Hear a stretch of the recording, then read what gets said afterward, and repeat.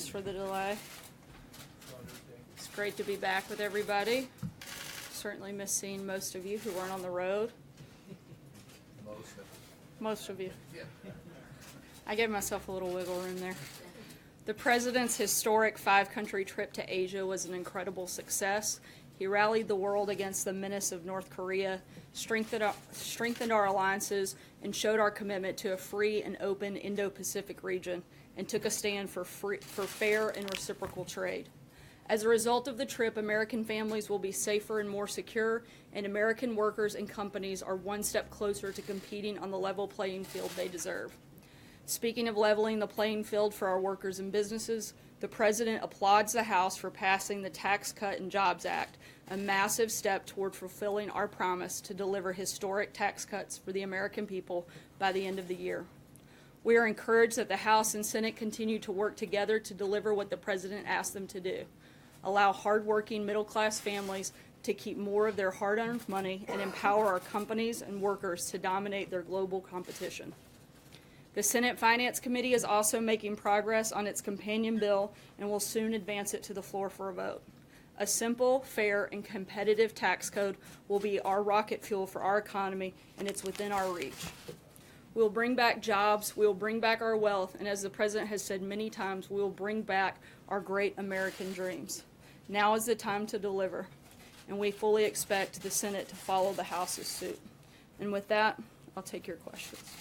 Cecilia. Thank you, Sarah. Two questions, two topics, if I may. Does the President believe Roy Moore's accusers, and does he think Roy Moore should drop out of this race? Look, the President believes that these allegations are very troubling and should be taken seriously, and he thinks that the people of Alabama should make the decision on who their next senator should be. So that's a no, he thinks Roy Moore should stay in? Look, the President said in his statement earlier this week that if the allegations are true, then that Roy Moore should step aside. He still firmly believes that. Major. How would the President like to see that truth proven? Look, I'm not going to get into and litigate back and forth, but the President's been clear that if any of these allegations are true, allegations that he takes very seriously, finds very troubling, if those do happen to be true, then he should do the right thing and step aside. Does the President believe the accusations themselves, that is to say the women themselves and their own credibility, can be established outside of them making these allegations? What's the mechanism by which the President would be satisfied that the allegations are true? Look, I don't think the President's laid out what the mechanisms are. That should be determined possibly by a court of law. But that's also something in a decision that the people of Alabama need to make, not the President, whether or not they want Roy Moore to support them in the Senate. Sarah, Ivanka Trump says that she has no reason not to believe the women who come forward. Does the President disagree with her position? Look, the President's not disagreeing with anybody. He's saying that he finds the allegations to be extremely troubling. He doesn't know any more than you do on this fact, other than that these are something that should be taken very seriously, and that the people of Alabama should be the ones to make the decision on whether or not to support Roy Moore. Matthew. Thank you, Sarah. Having the information that we have and the information that the people of Alabama have, would President Trump vote for Roy Moore? The President's not a voter in Alabama, so I know he's not, but he endorses candidates all the times and states that he's not a voter, and then he says, I would vote for this person or I wouldn't. Would he vote for Roy Moore? I haven't asked him if he would vote for Roy Moore. Would you get back to us on that? We'll see. John? Thank you, Sarah. A number of Republican senators have pulled their endorsement for Roy Moore. They've urged him to step aside. Senator Shelby said he wouldn't even vote for him. He writes some one in on the ballot. Senator Cruz has pulled his endorsement. The President is not only President of the United States, Commander-in-Chief, he's also leader of the Republican Party. Why won't he weigh in on this? Why won't he take the same type of strong position that these other Republican senators have taken on Roy Moore? Look, the President supported the decision by the RNC to withdraw resources from this race, but feels it's up to the people of Alabama to make the decision. I don't have anything further to add on that front. James. Thank you, Sarah. I don't mean by asking about this to suggest it's necessarily the most important thing facing the country right now, but it happens to be my story assignment for the day. You say that the President finds these allegations against Mr. Moore, Judge Moore, to be very troubling, extremely troubling, etc. As we all know, the President faced a number of similar allegations, or somewhat similar allegations, during the course of the campaign, and he vigorously denied them. But I wonder what you would assert to be the difference between the two situations, such that on the face of things, we should find one set of allegations very troubling, and on the other, we shouldn't pay attention to them at all, or we should totally disbelieve them. Well, I think the president has certainly a lot more insight into what he personally did or didn't do, and he spoke out about that directly during the campaign, and I don't have anything further to add beyond that.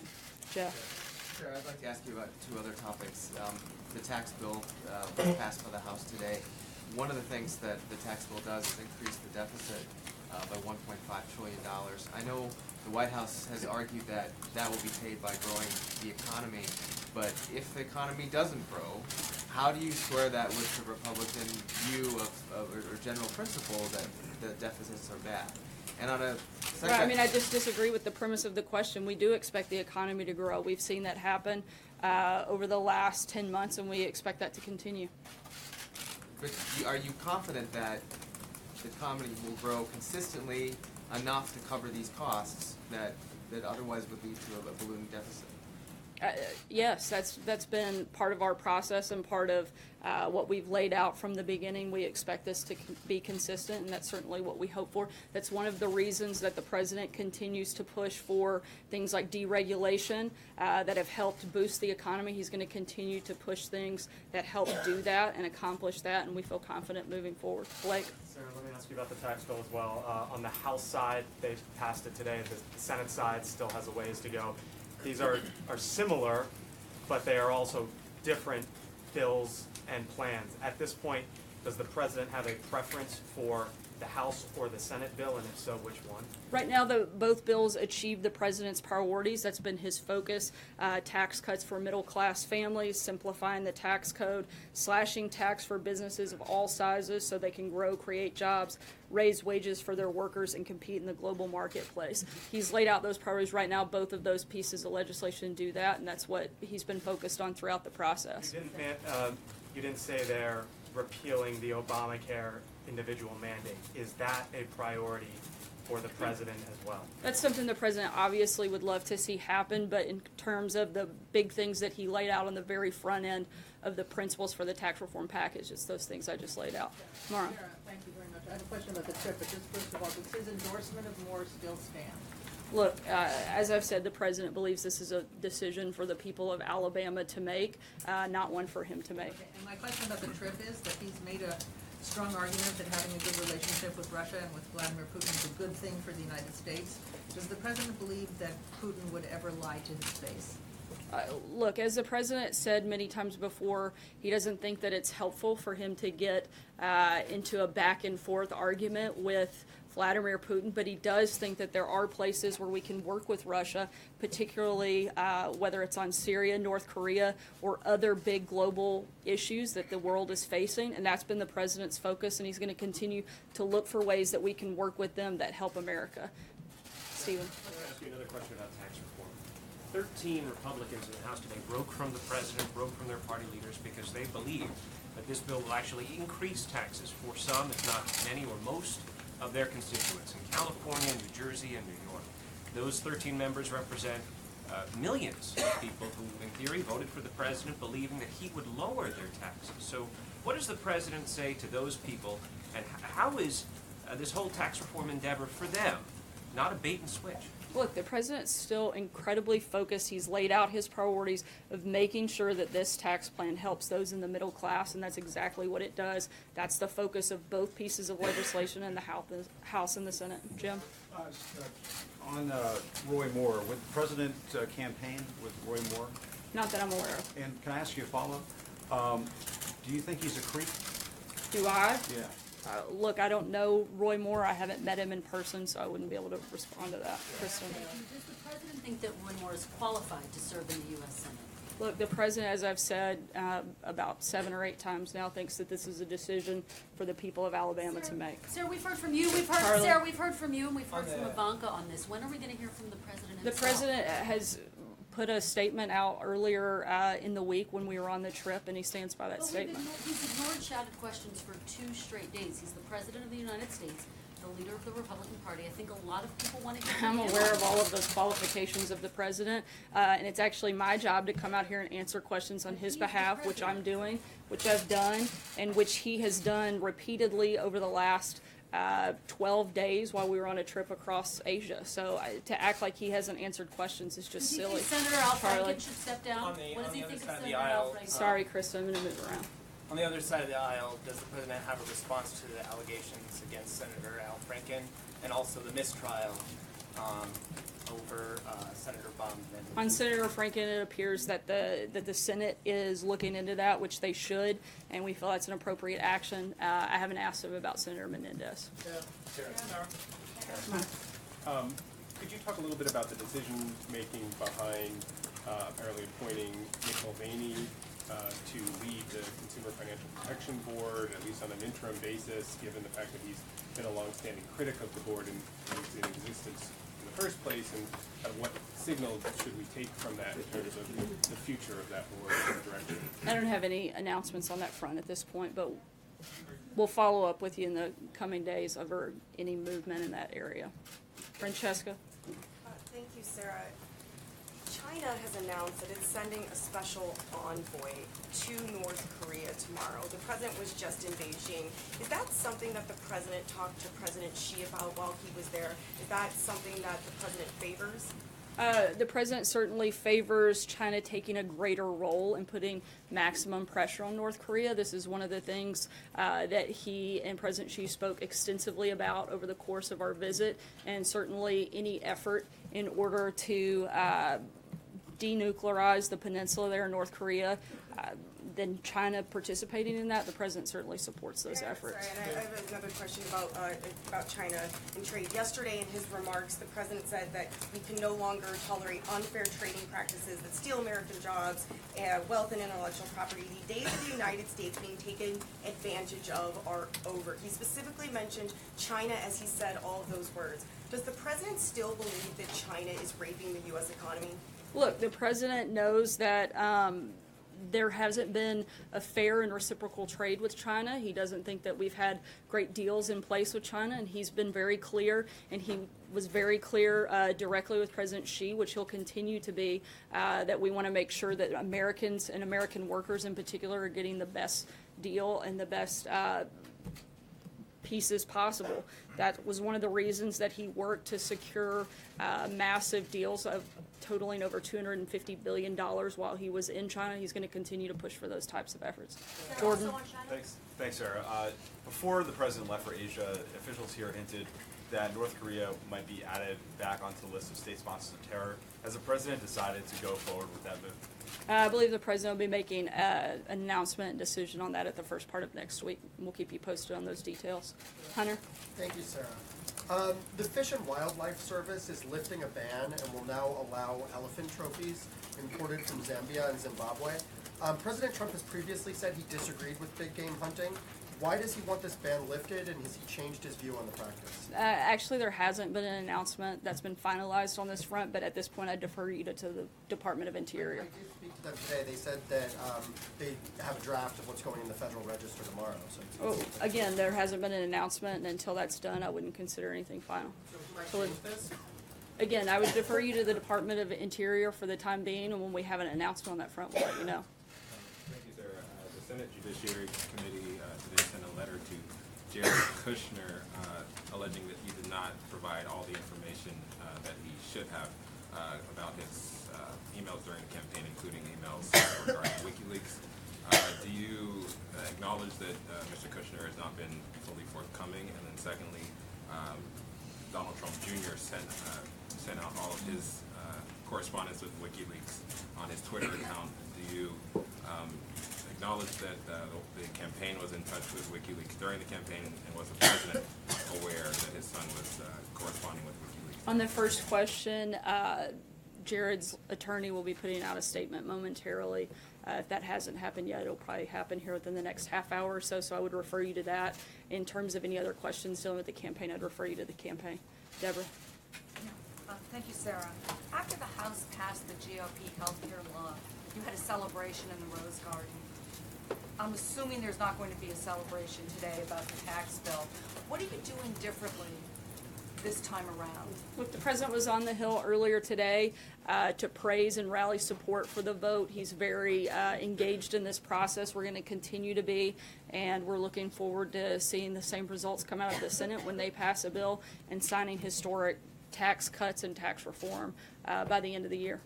Noah? Yes, you talked about the tax bill in terms of fulfilling the promise to middle-class people that the president made during the campaign and afterward.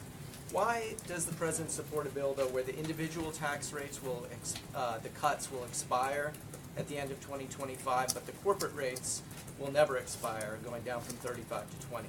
Look, the president laid out his principles. That's what we've said all along. We're counting on the House and Senate to actually put in the details of that legislation that reflect the priorities that the president laid out. We're going to continue letting this bill work through the process, and right now we think it's in a really good place, and we're going to keep pushing forward for progress. Do you think that's a fair bill, to have that one provision expire and the other not? Again, the president has made clear what his priorities for this legislation are, and we're going to continue to stay focused on those. What is Jessica? the priority on that count? One of the other things that happened in China right after the president left was that this announcement about more foreign ownership in the financial sector in China was announced, but it was announced after the president left.